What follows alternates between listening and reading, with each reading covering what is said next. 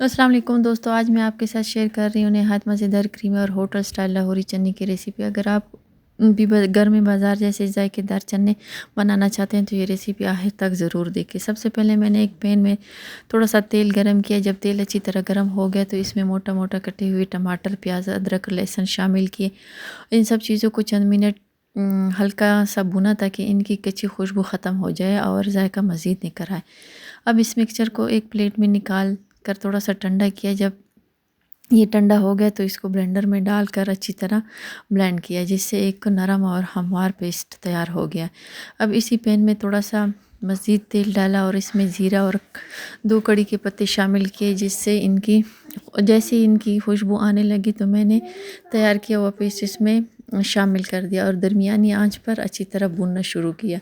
जब पेस्ट अच्छी तरह भुन गया तो इसमें मैंने तमाम मसाले शामिल किए और इन्हें भी चंद मिनट तक भुना ताकि मसालों का जायका मुकम्मल तौर पर निकल कर सामने आए और ग्रेवी मज़ीद खुशबूदार हो जाए। अब इसमें उबले हुए चने शामिल किए और उन्हें मसालों के साथ अच्छी तरह मिक्स करते हुए चंद मिनट तक भुना।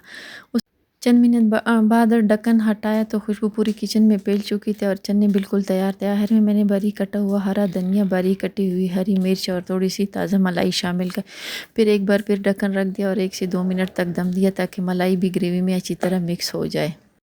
बस हमारे मज़ेदार क्रीमी और जायके से भरपूर लाहौरी चने तैयार है। इन्हें गरम गरम तंदूरी रोटी, पराठे या सलाद रोटी के साथ ज़रूर सर्व कर। यकीन माने एक बार ये रेसिपी आजमाएंगे तो बार बार बनाने का दिल करेगा।